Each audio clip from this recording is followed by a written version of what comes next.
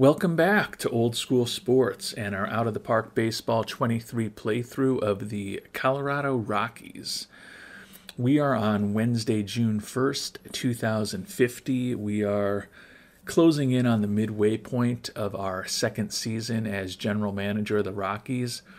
And the season has gone really well. We're second place in the NL West, but our record is 39-22.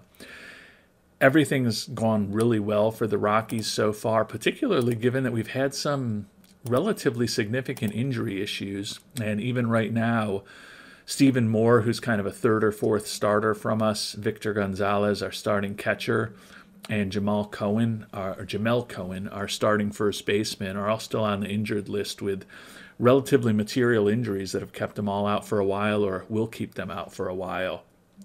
So the fact that we're 39-22 after a 74-win season last year in our first year with the team definitely represents pretty significant progress as far as I'm concerned. The key difference, our batting, as we would expect playing in Coors, is still generating as many runs or more runs than anyone in the National League. But our pitching has actually been respectable. We're sixth in the National League in runs allowed. We really focused in the offseason on bringing in high movement pitchers and tried to also pair that up with pitchers with strong ground ball tendencies. And it seems to have worked so far. Our home record is 21-7. We're a little over 500 on the road, but we're on pace for a 120-plus win season if we were playing all of our games at home. So things are going really well so far. Hopefully we can continue to play over 500 ball here in the month of June as we get closer to the All-Star break and international amateur free agency, the draft, and the trade deadline. Speaking of the draft, if you've been watching previous episodes, you know that I'm extremely excited that the Rockies moved up to the third pick in the draft. We had a lot of good luck in the draft lottery. Last episode, when the draft pool was released, we did a kind of quick review of some of the players who looked like the top prospects. I've scouted all the top guys once additionally already, and a couple of weeks from now, later in June, as we get closer to the draft, going to scout them all again. Appreciate those of you who have shared thoughts on which direction we should go. Obviously, there's a month and a half until the draft happens. Scouting reports can change. Our needs can change. But at this point, what I am thinking, if the starting pitcher, Elijah Smith, who's about to turn 19 years old, so he is an old high schooler, but if he is available at the number 3 pick, I am going to have a hard time not bringing him on board. Normal injury proneness, high intelligence, very good stamina, excellent at holding runners, should have well above average stuff, movement, and control, and certainly looks like he's got a 4-pitch repertoire that's almost major league ready at this point, according to our scout, with the potential to add a nice changeup. There's definitely some interesting hitting prospects, but there's nobody that I'm absolutely in love with. Obviously, as I said, we've got 5, close to 6 weeks until the draft occurs, so things can change. Scouting reports can change. We can learn more about these players. But right now, I am going to be very surprised if Elijah Smith somehow falls to us at number 3 if I don't end up taking him. But we will find out more about that in the next month and a half or so. Until then, it's time to see how we can do over these first couple of weeks of June and then get a mid-season evaluation from ownership on what they think of our performance. And we've made it through the first couple weeks of June. Honestly, we haven't been playing all that well. You can see win 1, lose 1, win 1, lose 1, win 1, lose 1, win 1, lose 2, win 1. So 500 for the month so far in the 10 games that we've played. But we've actually made up a little bit of ground. A game on the Giants as they're 4-6 in their last 10. We're 5-5. Tony Padilla starting to come down to earth a little bit. Our young center fielder had been leading the NL in batting average. Certainly don't expect that he's going to end up winning a batting title, but he is still having a really productive year for us. Just hope that he can remain healthy the rest of the way. Have made a couple of changes. Did bring Stephen Moore, we had talked about that. He had that unknown length of injury, and he had been out since May, and he ended up bouncing back pretty quickly. So we brought him on board, but part of the reason we put him right on the major league team is that reliever Tyrone Colbert had back stiffness that was impacting him for about 2 weeks. It was right the day that we found out that Moore was healthy, so figured we would just be careful with Tyrone Colbert, player that we brought over from Detroit a year ago. Kind of struggled that second half of the season when we picked him up almost a year ago, but has been better so far this year, although we have not used him out of the rotation. The thought was that he may be a starting pitcher for us at some point, but has not gotten the opportunity this year with the depth of the rotation that we have right now. And we've made it to our midseason review, 49-31 records, so much better than would have ever hoped. Half a game out in the NL West, and we are leading the wild card race. Charlie Monfort, pleased with how we're doing. The goal was just to play 500 ball, so that's going well. He's not happy that we haven't tried to acquire a hometown player yet. And if we don't make an effort to reach that goal, we may need to update our resume. Happy with the progress we've made on attendance.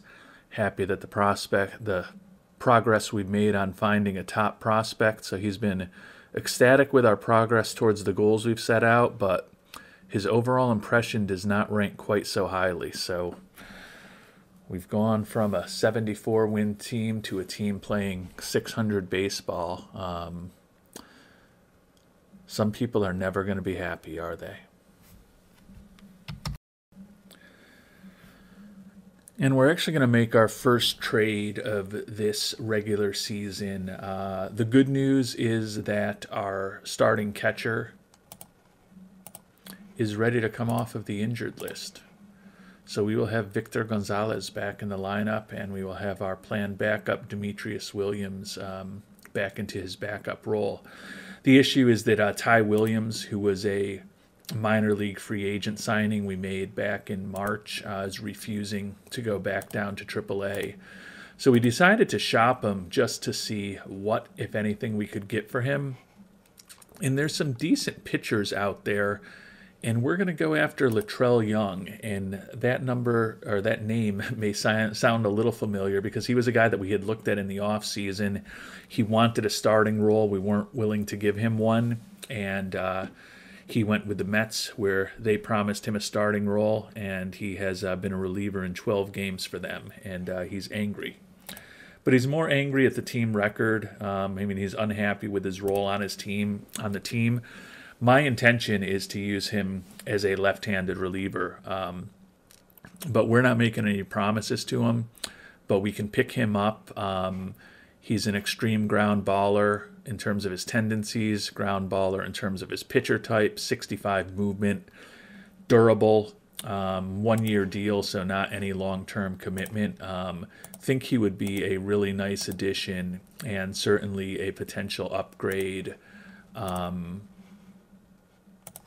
our pitching staff to Jordan Stallworth.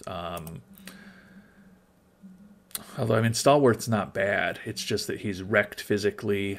He's not a ground ball type pitcher. His ERA is ballooned by about a run this year. I don't know if Stallworth's the guy we'll move on from or somebody else. And you can see that Stephen Moore right now, hand soreness 3 days, so that's not the end of the world. But I don't mind bringing Mr. Young into our system for a guy that we were going to have to get rid of for nothing anyways. It's turned out to be a pretty valuable minor league free agent signing for us to bring the catcher Ty Williams on board. He filled in well when we needed him, and now that he won't accept the assignment to AAA, we're going to get a pretty good pitcher who's well suited for our park, and the Mets are going to pay 75% of his contract. So we are going to go ahead and complete that trade, which will allow us to bring Mr. Gonzalez back onto the team. He'll be the starter. Demetrius Williams back to his role as the backup. We also recently got Jamel Cohen back, but Andrew Booker, our outfielder, had actually been doing a pretty good job in first base in Cohen's absence, and he's got pretty good range and a decent error rating. His arm is brutal, and he's not good at turning double play, but fortunately at first base, those are not critical skills. And he's also 6'5", so I think he's actually perhaps better defensively at first base, I'm hoping, than the 6'2" Cohen, who has much worse range and a lower error rating. He does have a better arm, but I just don't think that's important. So Cohen has actually gone into the DH role for us recently. We've kept Booker at first base. Weakens the outfield a little bit, but what we have found is that the Rule 5 pick, Manlio Milhinhos, we've started giving him a little more playing time. He's hitting 343 and 137 at-bats, and with that contact, gap, power, and speed, my thought was that he could be an extra base machine, and so far he has been. In those 137 at-bats, he's got 18 doubles and 3 triples, so glad that we kind of kept him as our 26th man on the roster coming out of spring training. We'll see if we can keep him on the roster this whole year, and then whether he makes the team coming out of spring training next year, uncertain, but certainly glad that we could potentially have the rights to at least make that decision if we can keep him on the roster for about another 3 months. And to make room on the 26-man roster, I know I had talked about moving on from Stallworth, but I think I am actually going to try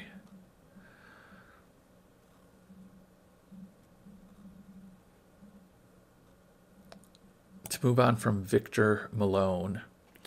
27-year-old, he's durable, which I love. He's on pace to hit his arbitration years and about double his salary next year. He's got great movement and outstanding control, but he's neutral in terms of his ground ball and fly ball tendencies. And you can see the 2 years that we've been GM of the team, he's put up 5.48 and 6.51 ERAs. He admittedly was better as a rookie in 2048 before we were running the team. But it doesn't seem to be working all that well here. And I think the opportunity to add somebody who's more of a ground ball focused pitcher into that spot and also give us another lefty out of the pen. Right now we've just got Calderon, our closer, and Stallworth. I think it makes sense. So we're going to see what, if anything, we can potentially pick up for Victor Malone in trade here. And there wasn't a ton of demand for Victor Malone, but he's a reliever. He's a 2-pitch guy, one of which is below average. He's got 40 stamina. He's average at holding on runners. I just don't think with those neutral tendencies that he's ever going to be exactly what we're looking for in Colorado. And he's a right-hander, Right-handed relief pitcher is about the most generic thing you can find in baseball. I'm sure we can find someone who can put up a similar performance to his, 5 and 6 ERAs that he's been putting up out of the bullpen the last couple years. So we're going to trade him. Not great offers out there. The most interesting guy to me is Andres Baez, 23-year-old third baseman in Double-A in the A's organization right now, where he's been absolutely raking. Hit 350 at that level last year, 342 at this level this year. Got a good personality. Not brilliant defensively at third base by any stretch. He's a corner infielder in kind of an average-ish type bat. but he's durable. He's got a little bit of speed. He knows how to bunt, and most importantly, he's got 3 option years left. So I'm going to try to get a little more than just him out of the A's, but that is the direction that we are going to go in terms of moving on from Mr. Malone. And we could get the A's to throw in a little bit of cash. So we're going to send Malone that way, clear up the roster spot that we need, bring Baez into the organization. We'll put him down with our Double-A team, but I think that he'll probably be moving up to Triple-A pretty quickly based on the way he's been hitting in Double-A for the A's organization. But that'll allow us to get Latrell Young onto the Major League roster. I think that's a step up for us. He is a guy that we talked about in the offseason, and I think he's better suited to pitch in Colorado than Victor Malone had been. And it looks like our manager wants to put him right in as our lefty specialist. You look, and he is pretty dominant in terms of his stuff and his movement against left-handed pitchers. So I think that he could be very effective in that role.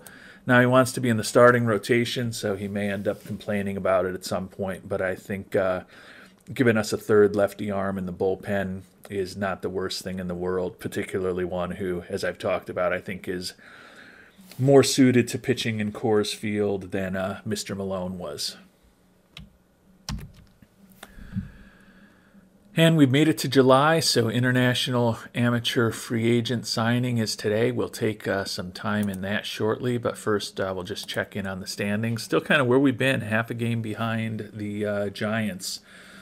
We're up 8.5 on the wild card right now, so our goal had been to be a 500 team this year, and it's going to be pretty shocking if we don't end up well above that mark, and certainly at this point would expect and hope that this team ends up in the playoffs. Taking a look at where things stand as far as statistics, pace of winning slowed down a bit in June, probably a little bit more realistic level given that April and May we were just playing insanely. Still have a pretty good home versus road split, 29-14 at home, 674 winning percentage. So that's come down a bit over the past month, but still really solid for the full year. And we're a winning team on the road, but definitely have been better at home and hope to kind of keep that going over the second half of the season. Still have the best offense in the National League. Thank you, Coors Field. Runs allowed, we're kind of dipping in the wrong direction. You can see we're down to 10th, so definitely has been some reversion here. Pitcher WAR, we're still second in the NL, and given the really good home record, I think that the pitching staff that we're trying to build with the improved defense around it is doing exactly what we intended and hoped that it would in the offseason. I just think by nature of playing a lot of games in Coors, we're going to give up a lot of runs, and there is some normalization there, particularly our starters ERA now at 5. So most everything is going good, but clearly would love to see the pitching be a little better. One of the things that is going good is we've got nobody on the injury list now.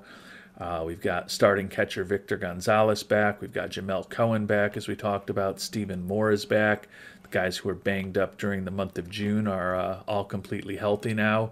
So from that perspective, we're in pretty good shape as we begin the month of July. We'll check in on Mr. Young, and he's pitched only 2 games for us so far, but inning and 2/3, and hasn't allowed a run, struck out 3, so he seems to be sliding into that lefty specialist role pretty well so far.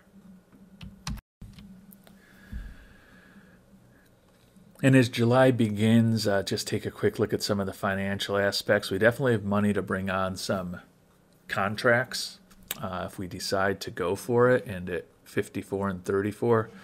Doesn't seem like there's any reason not to go for it if there's someone who we think can help us available.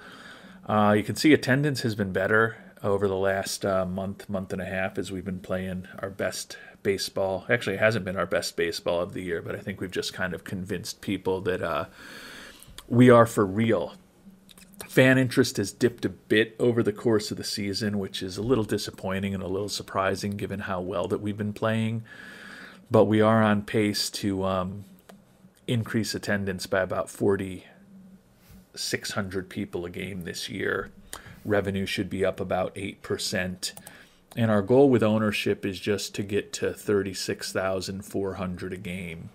So I think I am going to bump the ticket prices up just a tad to $26 to where they were last year, actually. Hopefully that'll allow us to generate a little bit extra revenue over the second half of the season. No, I'm probably not being aggressive enough or changing ticket prices frequently enough for some watchers, but I don't like to do it all that often. I think it can get a little unrealistic and a little gamey if you really start playing the spreadsheet game with the ticket prices to just maximize revenue. So I don't like to go crazy with that, but am going to increase it just a tad here right now to hopefully generate a little more revenue while ensuring that we'll hopefully still easily hit our attendance goal with ownership.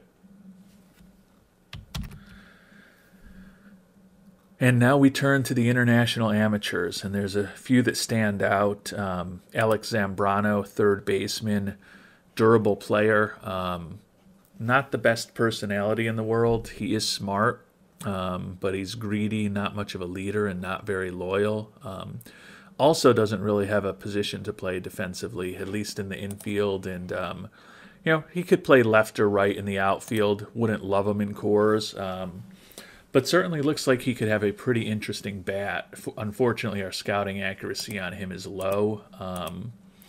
Jorge Gutierrez, catcher, above average ability, well below average arm, good leadership. Looks like he's got a little bit of a bat. Not a horrible prospect. Don't think I'd want him as a starting catcher, but as a backup, with slightly above average defense, given that defense for catchers in 2023 OOTP is a little nerfed and probably a little more realistic than it was in OOTP 22, when if you picked up Austin Hedges, your pitchers would instantly become Tom Seaver or Pedro Martinez. Clearly, in terms of our scouts' view, Alan Richardson, the right fielder, jumps off the charts. He could play right or left. Don't love it. I guess at 6'2", you could play him at first, but I don't love that either. It's all about the bat with him, and certainly the potentially 75 home run power and the 70 I with plus contact and plus gap power is a potentially devastating bat in a positive sense in Coors Field. Not even yet 17 years old. Rare Australian prospect. So I think among these guys, I'd certainly lean towards taking a shot at Alan Richardson. But checking in on the pitchers, Jordan Trevino, 15-year-old out of Nicaragua. Our scouting accuracy on him is low, which is unfortunate because he is interesting. Does look like he could potentially be a 4-pitch guy, 3-pitch guy, even if the changeup doesn't develop, have enough stamina to be a starter. Plus stuff and potentially slightly above average movement and control. Good adaptability. OSA, not quite as positive on him in terms of his movement, which is obviously critical for Coors. Not a bad prospect, and my inclination is always going to be to take a flyer on a starting pitcher when I can. Just not really all that excited about any of these starting pitchers compared to Mr. Richardson. I just think that even if we have to play him at DH, that batting profile, if he reaches even close to what we think his potential is a pretty useful bat. Looks like the OSA is not as effusive on him in general, his gap power in particular. Gap power not critical because he doesn't have tons of speed anyways. So I tend to trust my scout more than I would trust the OSA. And my scout to me says that Alan Richardson is the best guy out there. I'll take a look through some other of these guys in case anyone jumps out, but not going to force you to listen through the play-by-play on that. Yeah, there's not really anyone else that excites me. Alan Richardson is the best bat available. Don't know if we'll get him or not, but we are going to offer him the full $5 million to start. And see if maybe he'll join our organization. And unfortunately, Richardson prefers an offer from the Rangers. Fortunately, it's only been 2 days, so hopefully we can take a run at some of those other international amateur free agents. But before we work on that, let's take a look out at the All-Star game, which is coming up in a couple of days. Find out whether we have any All-Stars. Obviously, we're going to have at least one. And Dave Alvarado, our new starting pitcher, big free agent acquisition, 7-7, 4.29 ERA, 102 strikeouts in 98 2/3 innings. He is a starting pitcher for the National League All-Star team, so glad to see the probably inflated numbers he has because of pitching and cores not counted against him. Ethan Mingo, the reliever, and I know some of you are interested in if and when I'm going to get him back into the starting rotation. Right now, he's doing a pretty good job as a reliever. We've gotten 58 innings out of him. He struck out 76, 2.79 ERA. Been a lot more effective than after we picked him up before the trade deadline last year. So definitely am going to be reviewing everything on the team shortly, and potentially could move him into the rotation. As we talked about not that long ago, our starting pitching is pretty mediocre in terms of their ERA. So if there's an opportunity that we think he can help us, we'll definitely think about moving him into the rotation. But he's an all-star, I believe, for the second time in his career. Yep, he was an all-star back in Pittsburgh in 2044 when I think he was with us in Pittsburgh at that time. Let me check that just to make sure I'm not lying. Yeah, 2044 was his first year with Pittsburgh with us, and he was an all-star then. So still potential to move him into the bullpen. We'll be thinking about that shortly. Alex Ortega, the young third baseman, an all-star. He came up last year, spent about half a season with us, hit 22 homers, hitting .294 this year with 20 homers and 327 at-bats. So good to see some recognition for the youngster. And then Tony Padilla, we've been talking about him a lot, our center fielder, having a really breakout campaign in his third season in the majors, hitting .355, 23 homers, 62 runs driving in. He's scored 62 runs as well, 167 OPS plus, 181 WRC plus. It's got some really good range. Could be a potential candidate for Gold Glove also. Let's see how he's doing. Yeah, he hasn't made an error all season. His zone rating and defensive efficiency, though, are only a little bit above average, and his range is actually... Oh, I'm looking at his right field numbers. Duh. He has made one error, but his zone rating and defensive efficiency in center are above average. I don't know that they're quite Gold Glove caliber, so... But certainly with the season he's having and being on the All-Star team, would think that he's got potential to get votes... not just for a Gold Glove award, but also for a Silver Slugger award. So 4 All-Stars for the Rockies this year. Alvarado, the starter. Mingo, the reliever. Third baseman, Alex Ortega. And center fielder, Tony Padilla. All are All-Stars.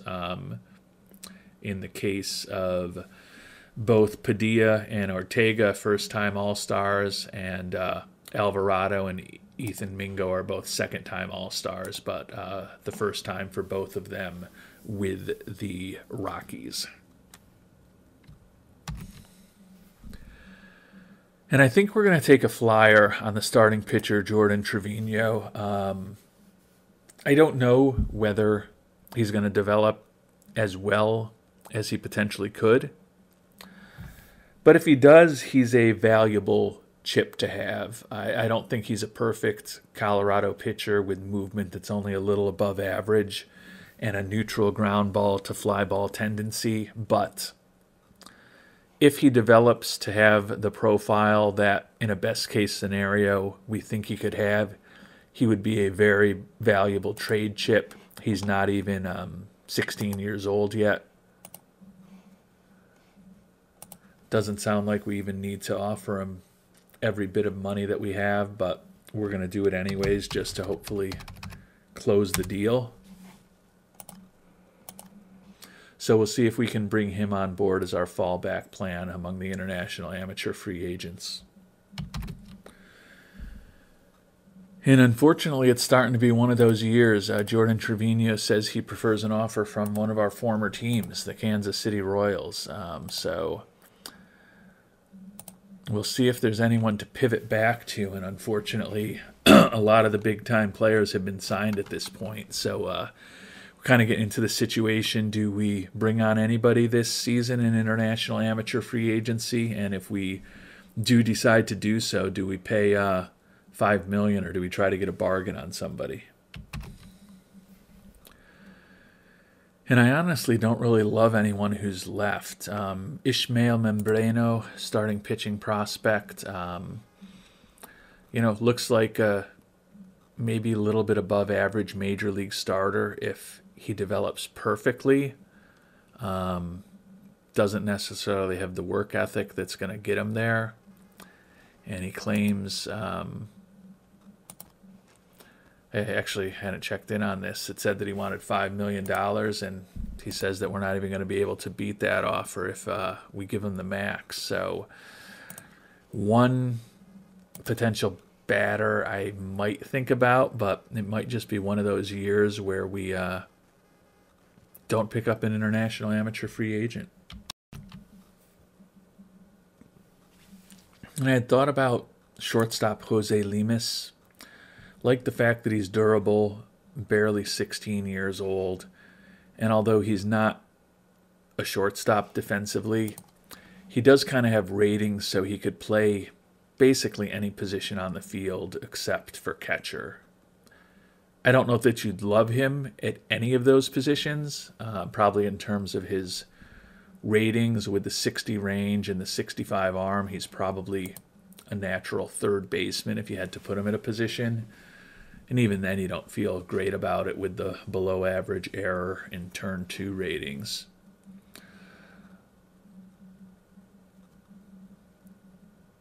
I've got the $5 million budgeted. I don't really care how much money Mr. Monfort makes. I don't think he's a big-time prospect. He may not even be he's a borderline major leaguer if he kind of develops to the breadth of his potential. Kind of best case scenario is he's a utility guy, but I'd rather try to do something. Says he's looking for $3 million. We'll meet his demand and submit that offer to him and continue the dance with him. And if it doesn't work out, we're not going to have an international amateur free agent this year. And we did end up getting Lemus signed for that $3 million offer, so I guess it's something. At least gives us a player with a little bit of talent. But most importantly, we are on to the major league draft, or the minor league, or I guess it's not really the minor league draft. The players will typically end up in the minor leagues, but it's the Major League Baseball amateur draft, the first year player draft, as you can see right here. So we are going to have some big decisions to make because we have the number 3 pick in the draft. And it's interesting. I had been mentioning that I would go with the starting pitcher if he was available, I thought, at least at the start of this episode. And there's actually no pitchers listed among the top 10 prospects. So maybe he'll end up falling to us. But before we start thinking about the draft, check in on the standings. And if you've been looking closely, you would notice that our Rockies are now in first place in the NL West. And other than the Texas Rangers, we have the best record in all of baseball, although the 10-0 over their last 10 Angels are closing in on us despite our 8-2 run. But we're up 4.5 on the Giants now, and they're up 5 for the wild card. So it's starting to become a hopefully unlikely scenario that we won't end up in the playoffs in our second year with these Rockies, which would be a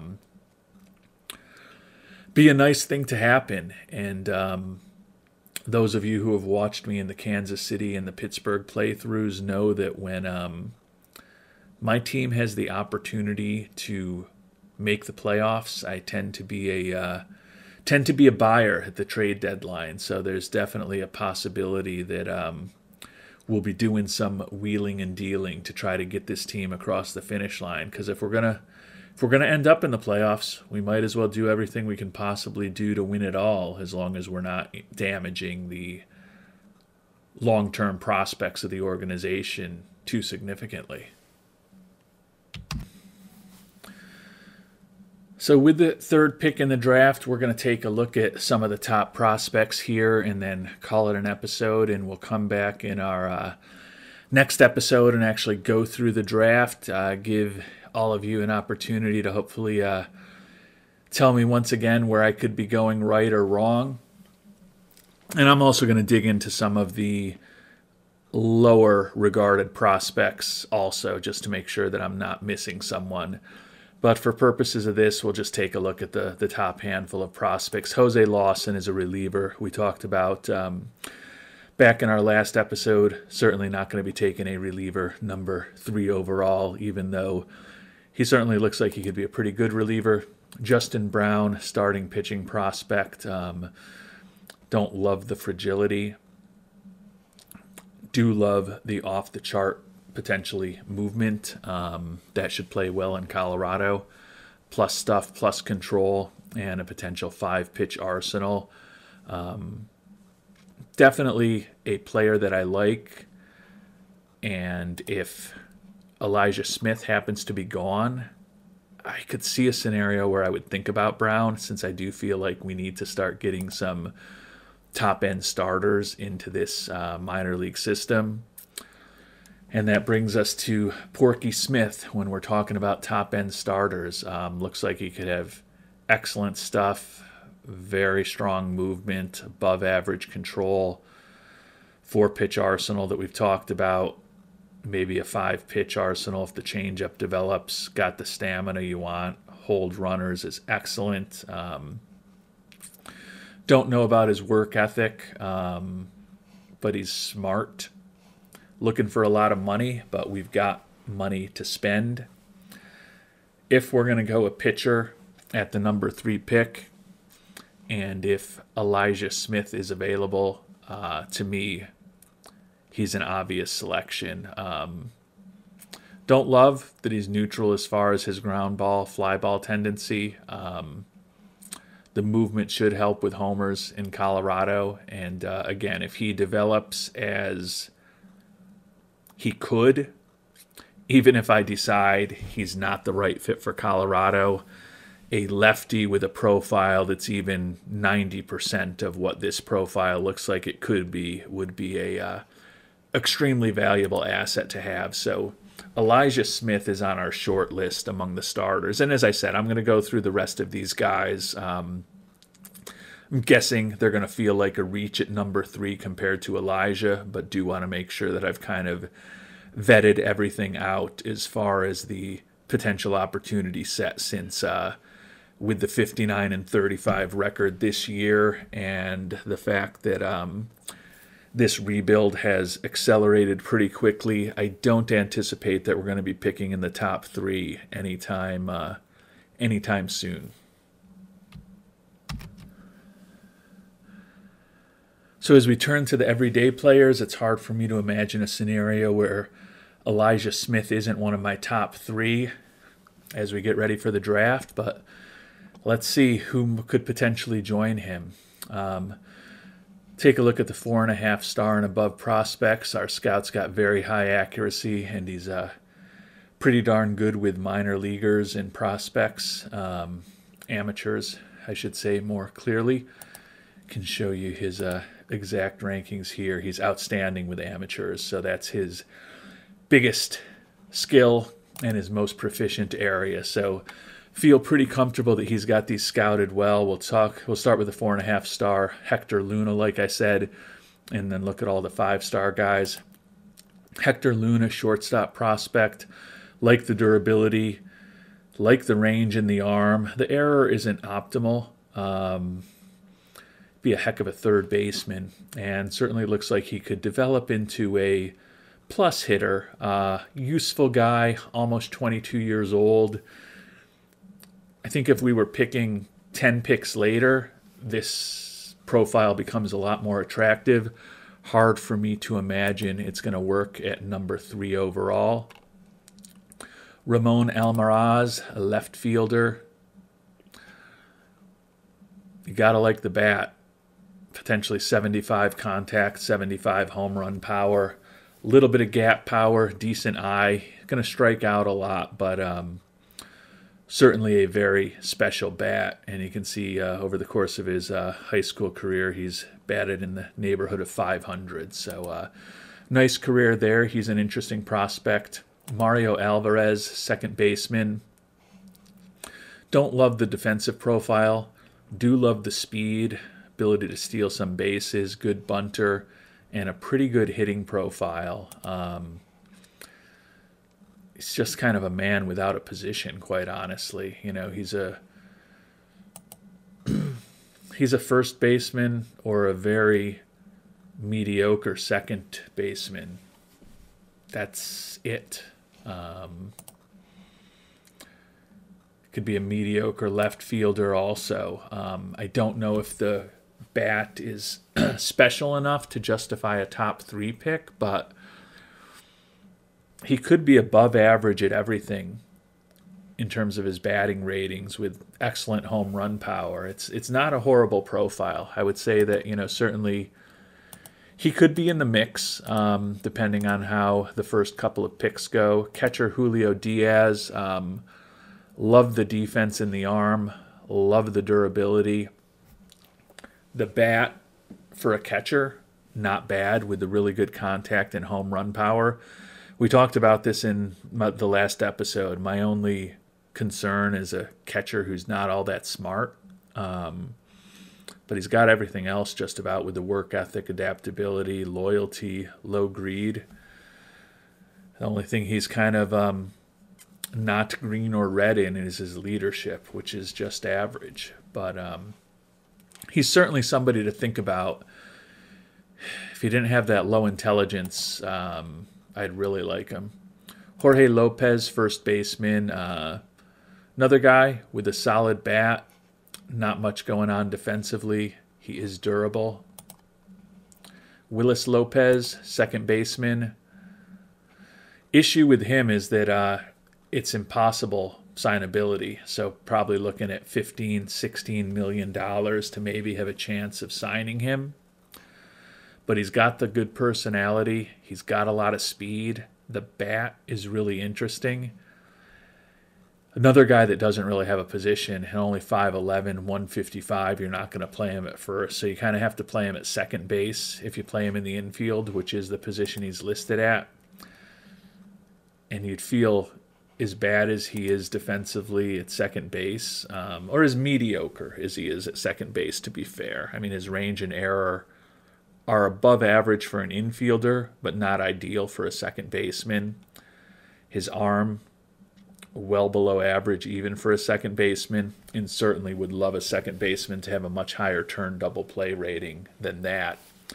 That said, the point I was getting to was you probably feel even worse having him in left field with those ratings than you do having him at second base, though. So not a perfect prospect, but still someone to think about.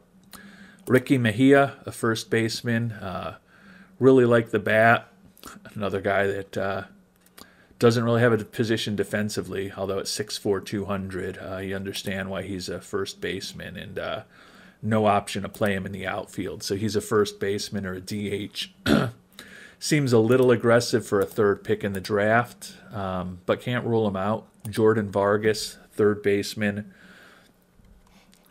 Like the glove, like the durability, like the bat, at least in terms of the contact and the home run power. The gap power, the eye, and the avoid Ks are all probably going to end up average at best, a little below average, but still with that contact and home run power could be a pretty interesting hitter. And he's also a guy who is a soon-to-be 22-year-old coming out of the University of Texas, is a guy who could be helping at the major league level in the not-so-distant future. So he's in the mix, would think about him. And last but not least, Justin Williamson, second baseman. Got the high work ethic and high intelligence that I like to see. Got the durability that I like to see.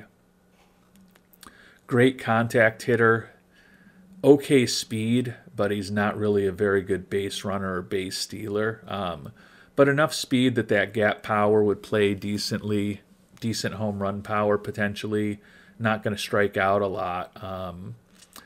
Not going to draw a ton of walks, but not going to be horrible. He's not going to be a guy who hits 280 and has a 297 on base percentage. He's better than that. So he's an interesting prospect. Another guy that you don't feel great playing him anywhere in the infield. He could be a first baseman. That outfield range is so horrible that you wouldn't want him out there. But the bat is interesting enough that he's somebody to think about. The only thing that I know for sure is that I think if Elijah Smith is available at number 3, I'm going to go with him. I can't say that I have incredibly strong opinions about the everyday players. I like Jordan Vargas, the third baseman. I like the second baseman, Williamson. Maybe it's recency bias that those are the two that I most recently looked at. Willis Lopez, another second baseman, interesting. Just struggle with the position for these guys. Jorge Lopez has the bat. Diaz, except for the intelligence, is a very interesting prospect to me. Could definitely see that being a way that we would go, but the low intelligence would concern me a little bit, but everything else, he's kind of flashing as a catcher that you'd have as your starting catcher for 12 to 14 years, probably make a few all-star games, could win an occasional gold glove, and be out there 130, 140 games for you every year. So there's definitely some value with him. Mario Alvarez, probably the most well-rounded bat, and given the speed he is probably the most complete overall hitting prospect. I just don't know where to play him. And he could be, with that bat, he could be a first baseman or a DH. I'm definitely intrigued by him. Don't know that we'll end up going with Marone Almaraz. I really love the contact and home run power combination, but don't love the poor speed, can't bunt. I can't say we wouldn't go with him, but the only guy that I really have a real strong positive opinion on that I would find it hard to imagine I won't take if he's available at number 3 is Elijah Smith. And again, I don't love the fact that he's not ground ball focused, but I do think that if we develop this guy right, he's going to have so much value in trade that we could get a ton for him if we ever decided to deal him. And there's no guarantee that he can't be successful in Colorado. He'll just probably end up giving up a few more home runs over the course of the season than some of the more ground ball oriented pitchers, and probably a few more extra base hits also when people are slapping an occasional line drive off of him into the gaps. So if you've got thoughts on the draft, would love to hear them in the comments down below. As I said, I'm also going to look into all the rest of these guys who are available, as far as both pitchers and batters who are kind of up there in the rankings, to make sure I'm not missing something obvious. But it's going to be interesting. As I said, this number 3 overall pick is hopefully the last time in this playthrough where we're picking anywhere near that high in the draft. So we want to make the most of it. And we'll find out which direction we go with the pick in our next episode. Until then, thanks so much for watching, and hope you have a great day.